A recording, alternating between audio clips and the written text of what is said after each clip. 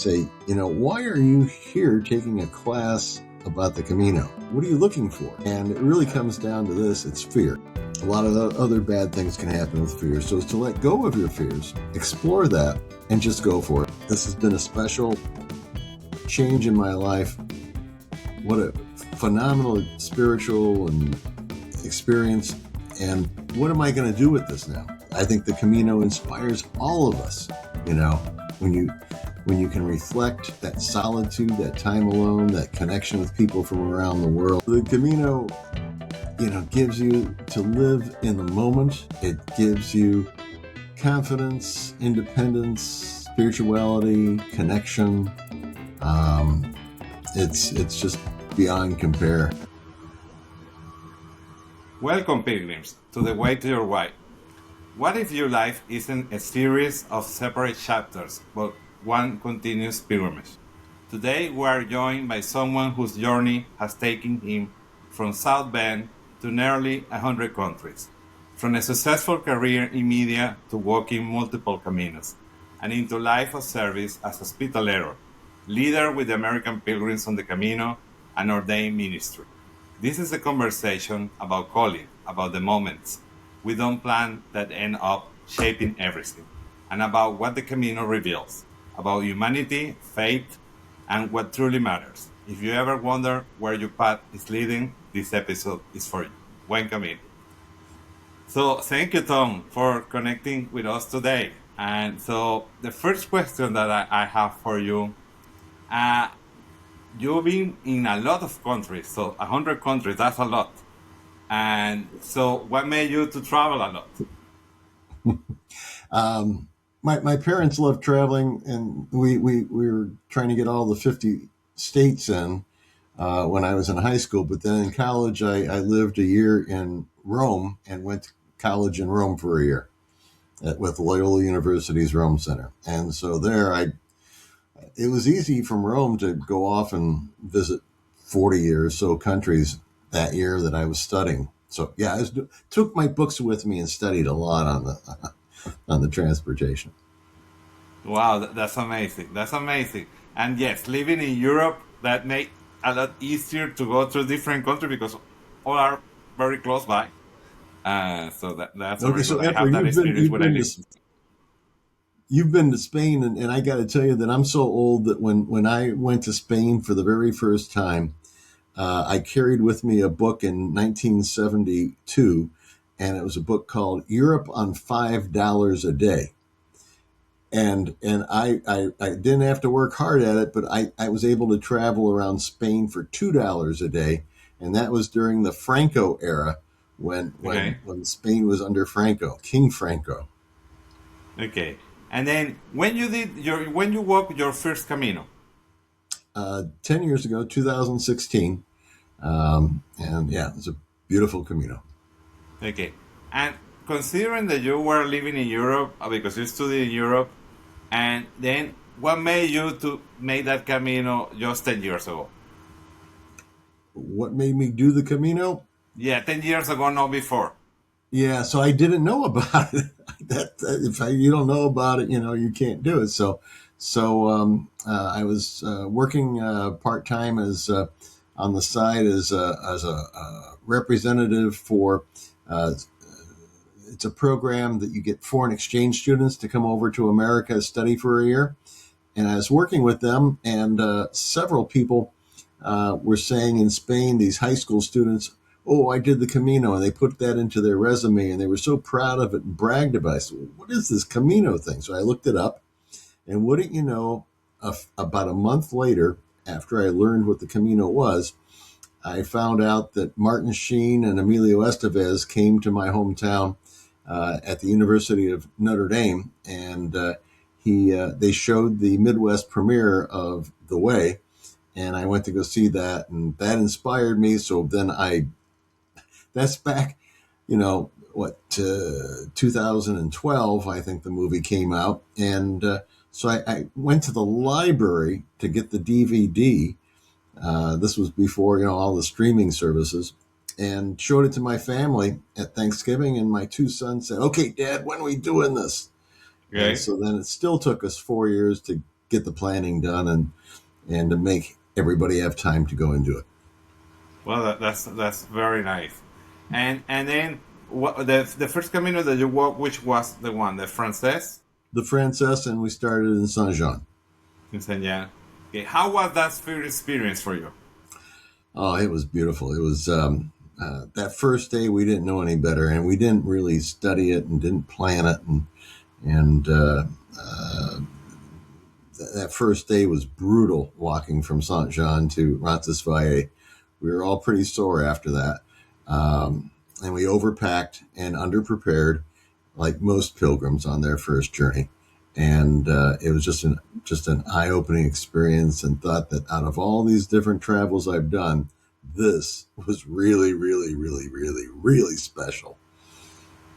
Okay, and then so then the rest of the Camino, how was it? What would you say about that experience during that Camino? Something memorable that you remember today that you can share with us? I bet, Efren, it's the same thing that a lot of people really cherish about their Caminos.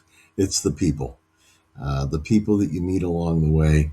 We started meeting people right away on that first day in Saint Jean, and it was just incredible. It was making so many friends from all over the world.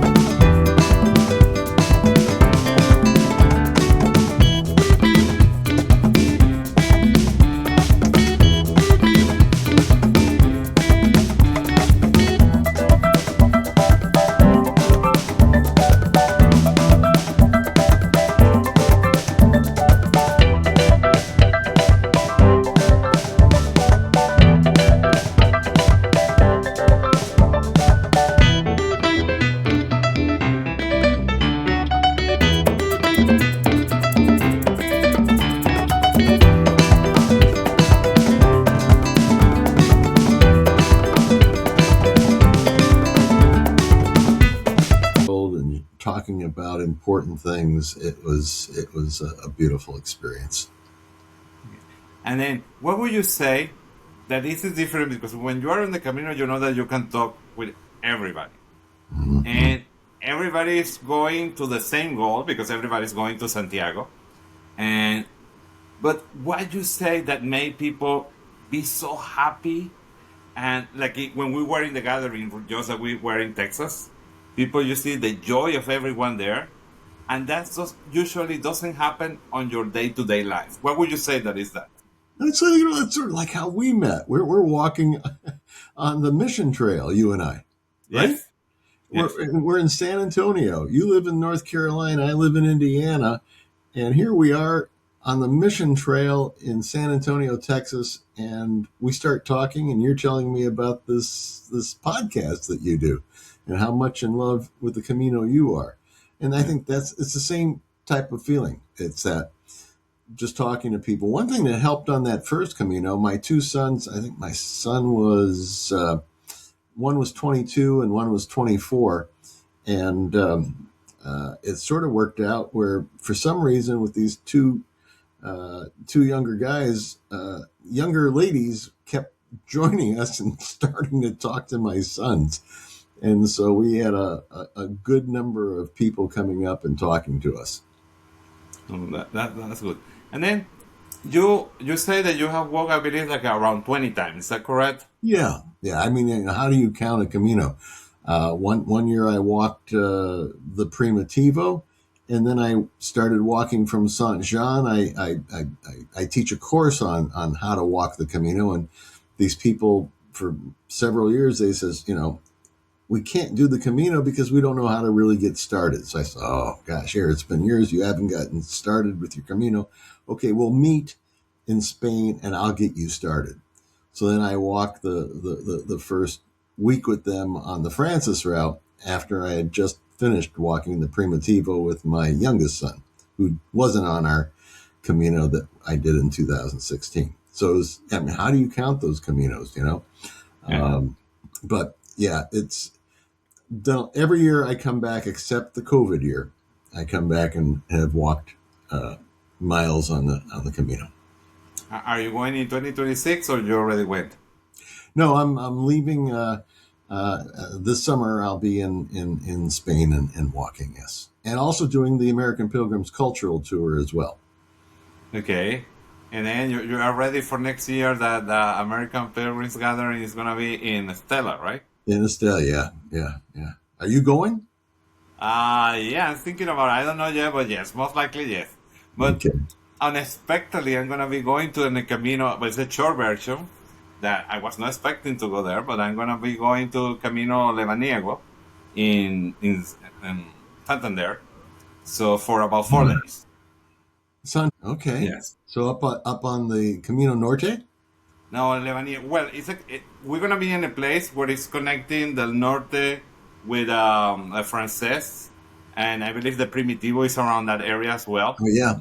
But we're to do like a kind of tour. It's not walking the Camino at all. But Mm-hmm. that's going to be part of what we're doing for the podcast as well.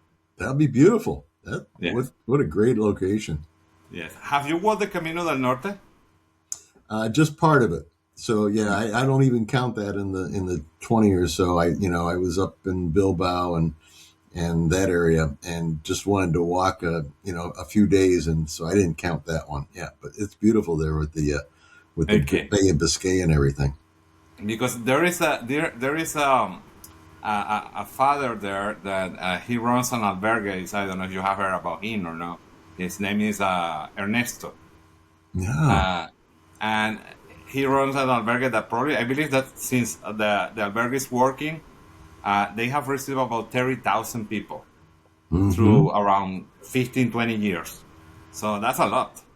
Yeah. Yeah. So Yeah. I'll get more information on that from you. yes. So and then you also learn about how to be an hospitalero, correct?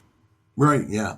Yeah. Yeah. And served in Grañón, which is, Okay. I think, probably I'm prejudiced, but that's one of the most beautiful places to serve as a hospitalero is Grañón because of the special services there, and it's many people rate it as their favorite experience on the Camino.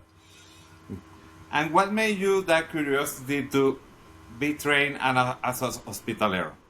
Okay, so it goes back to when you finish the Camino and you walk into the Obradorio Plaza there, and you finish your Camino, you're standing there in front of the cathedral, and I started crying. I I couldn't believe that we made it.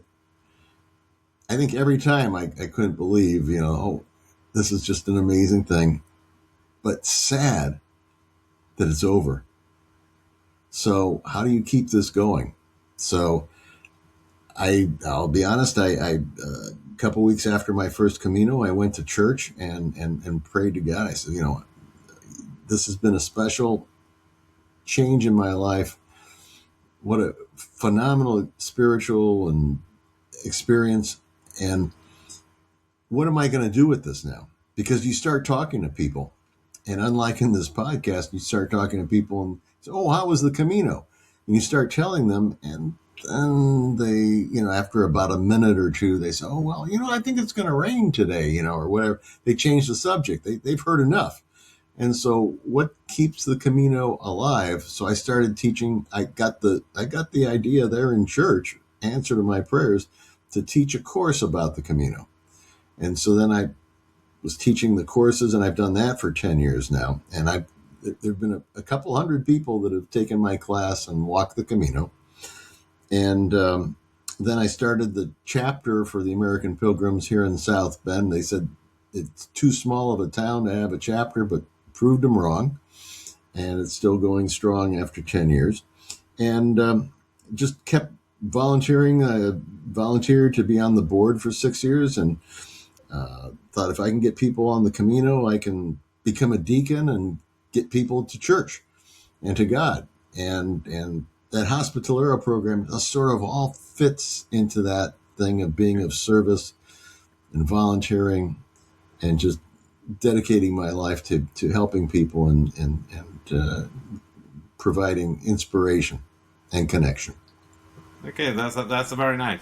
And then also in your experience, and you in American Pilgrims, because you've been on the board, like you just mentioned, and that connection, and then how much I grow American Pilgrims on the Camino, they grow from the time when you joined until now. What can you say about that?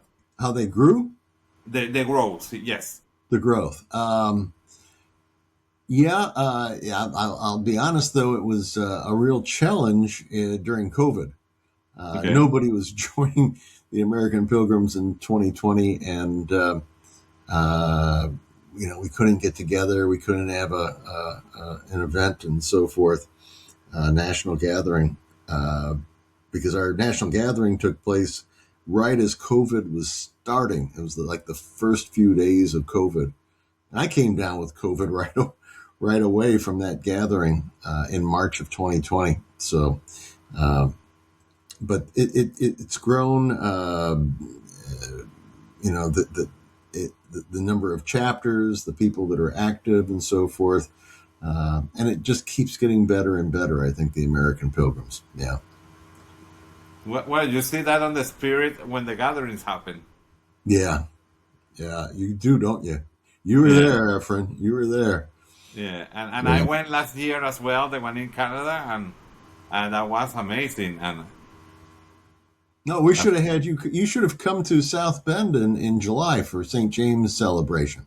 So in 2021, when we weren't going to do a gathering, I volunteered to put together an event in South Bend on the campus of St. Mary's College and the University of Notre Dame, and we had it was just like a gathering, and we did okay. the same thing last July, and we did it in 2021 as well. And it's like a gathering, but more walking, more service. Um, it's a beautiful event. So And when are you gonna be making the next one in the next Indiana? nothing is planned right now. Nothing is planned right now, Okay. but we'll Then see. and also talking about, because you're coming you used to work for media companies, right? Yeah, TV and radio. Okay. Yeah. So for how long did you work in that area? I was a manager at a CBS TV station for over 30 years and a director for an NPR station for over 10 years. Well, a lot. Well, all those years that you were working on that area.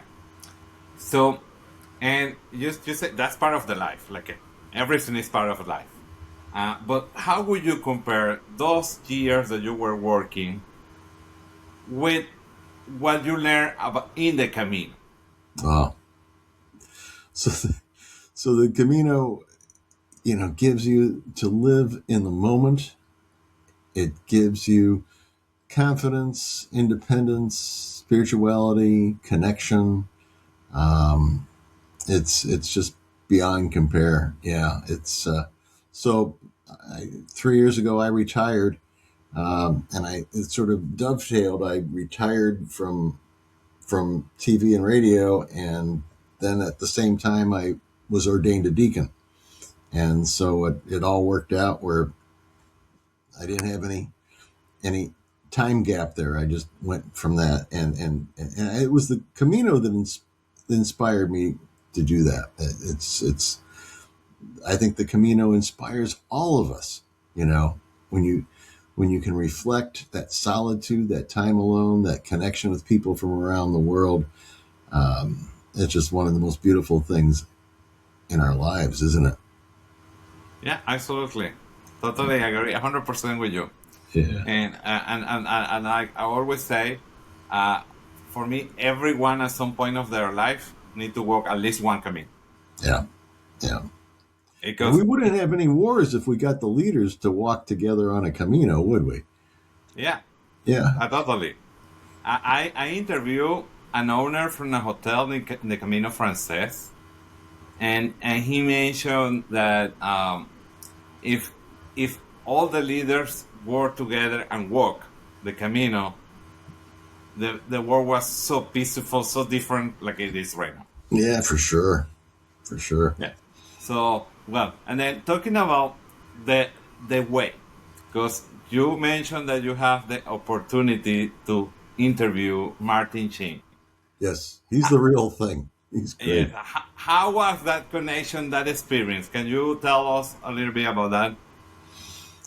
So it's a challenge to get a hold of Martin, but it was well worth it. My we talked, and he was so inspirational. He's very Catholic, and I said, okay, we're going to talk on December the 9th, or I think it was the 9th. And he said, oh, yeah, that's the feast of Juan Diego. And then he knew when forest fires, or not forest fires, but the fires in Malibu there near his house were coming so close to his house. He says, I'm not worried about my house, but doggone it, I got to get to church every morning for Mass. And I couldn't go to Mass this morning because the road was on fire. That's what bothered him. Not the fire, but not to be able to get to Catholic Mass. I mean, he's the real thing. He's a very spiritual person and an inspiration.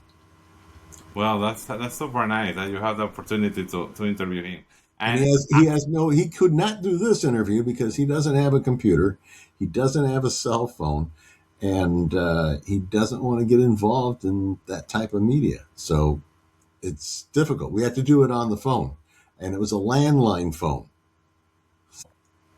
yeah, I remember to listen that conversation because that was, I believe, not last year, the prior year, correct? Yeah, Yes, yes. That he mentioned about that. You were mentioning about that. It was a landline that was no easy. I remember that conversation. he's very simple man, Yeah. and he's going to stick to that.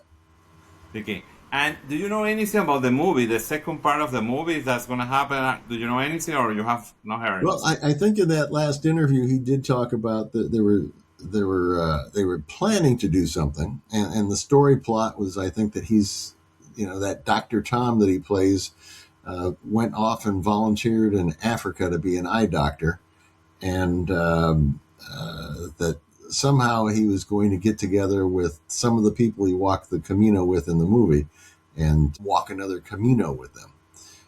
So that's the story plot. But on the side, he was telling me that it's really so expensive to make the movie, and nobody wants to invest in it because it's not an easy thing to make money off of a movie about the Camino that has more of a niche audience, which is, I find, sort of sad. Yeah. Yeah, because that first part was amazing, Yeah. and it's very touchable. So people get touched with that movie. Well, you see the increase of pilgrims going from the U.S. to the Camino after that movie. Yeah. So that I've also volunteered at the Pilgrim Office in Santiago. I've done that for a few years, and in when I see 130, 140 pilgrims come across my desk with their credentials, I ask them, why did you do your Camino and what did you get out of it? And 90% of the English speaking pilgrims, 90% say the movie The Way. Yeah. Yeah, and then I don't know if you have the opportunity this year on the gathering that watched the movie from Annie, the Fields Mm-hmm. Camino. Mm-hmm. That is a great story. It's sad because at the end he passed, Mm-hmm. but how he was doing that on his backyard. That's amazing. It's a beautiful thing. Or the movie I'll Push You, where a friend pushes his other friend that's paralyzed in a wheelchair across the entire Camino for 500 miles. That's a beautiful movie. Yeah, Annie's documentary, Six Ways to Santiago, walking Camino. That's a great documentary. And Bill Bennett, just last year. Well, did you see it in Vancouver? yes, I saw it in Vancouver. The Way, My Way, and Yes, he's going to make a in these open house that we did it back in December. Bill was on, and he said that he's making another movie now called The Way, Her Way, and to okay, show the pilgrimage of how it's different for women. So I think we're really blessed to have a lot of good movies out there and a lot of content online. And you're doing your thing by Yeah. providing some really excellent inspirational content online. Yeah. We're working on that. We're trying to help as much as we can. And then we are going to initiate it also this year. And this is going to be doing as a test for the fall. I'm going to try to run a reading book club about the Camino. So we have three titles that we're going to be discussing there. So see how it works. And then, because that's also a nice thing that there are so many books about the Camino that I believe Have the you written your thousands. book yet? Efren, have you written your book yet? No, I have Has not. your wife written her book? It's in the works. No, So but my wife likes to read more than me. She yeah, has read I don't know how many books, and right now that we just went to the gathering, she bought a lot of books, and she have already read I believe like 4 books, and has not happened yet a month since came from there. yeah. I think she's So going to write a story about her eh, Caminos. yeah, at least I know that she has a diary already from her experience of last See, year. that's a start. Uh, so that's the beginning, and she went also to one of the sessions that you had in the gathering in Texas about how to write as well. So she was on that class. So probably at Yeah, some time she's gonna be writing a book. yeah. Kathy did a great workshop on that, how to write, your story on the Camino. Yeah. So many talented people and connected to the Camino pilgrimage, aren't there? Yes, correct. Well, And you're then one of them, we're Efren. approaching to the end, Tom. So what advice would you tell to someone that is considering to walk the Camino but have not decided yet to walk it? What would you say to that person? Okay, the same thing that I tell them in day one when they come to my class every year. I've taught like 20 classes now, and I say, why are you here taking a class about the Camino? What are you looking for? And it really comes down to this: it's fear. I said, well, what are you afraid of? The worst thing that could happen is you die on the Camino. But they're afraid they'll get lost. They won't be able to, do the Camino. It's take the wrong path or whatever. And it's, I think every morning, Efren, we wake up and we have our choice. We can either have love or we can have fear. And when you really look at it, those are the two main choices in life: love or fear. And I think love has the courage and so forth to move forward. Fear, it holds you down. And a lot of other bad things can happen with fear. So it's to let go of your fears, explore that, and just go for it. I think everybody that's done the Camino says just go for it. And I can even tell you that some of my most favorite Caminos were with maybe just a few days' notice. I decided to go and say, oh, I got to go do a Camino. And in 48, 72 hours, I'm in Europe ready to start a Camino without any planning. And that's the beautiful thing about it. You're just following the arrows of life. And I see that arrow behind you there, and you're following the arrows of life too, aren't you? Yeah, that's absolutely correct. So you are absolutely right. And then the way they live, for example, when we went last year to the Coastal Portuguese Camino, it happened when power went out. That you know that it happened in all of Spain, Portugal, and part of France were Yeah. without power.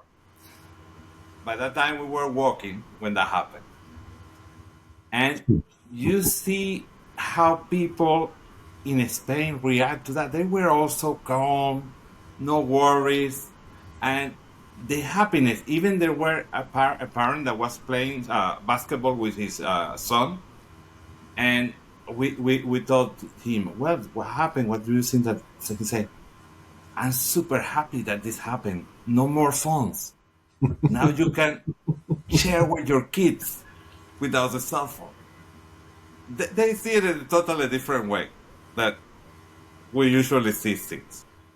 Yeah. Yeah. So that's also, you're talking about Grañón, and whereas a Hospitalero, there's a sign there that says, Yes, there is no Wi-Fi. Try talking to each other. Yeah, well, that's good. That's important. That's important. Yeah, there's several signs there. Another sign says, "Give what you can, because there's no fee for it, and take what you need." So if you don't have any money, you could take money out of the donation box. There's another sign that says there is no a stamp here, no salo, and it says you'll get one in your heart uh, tonight at the service, and I won't break that secret, but there is a special thing, but there is no stamp there for your credential at Grañón, and it's also never closed and never full.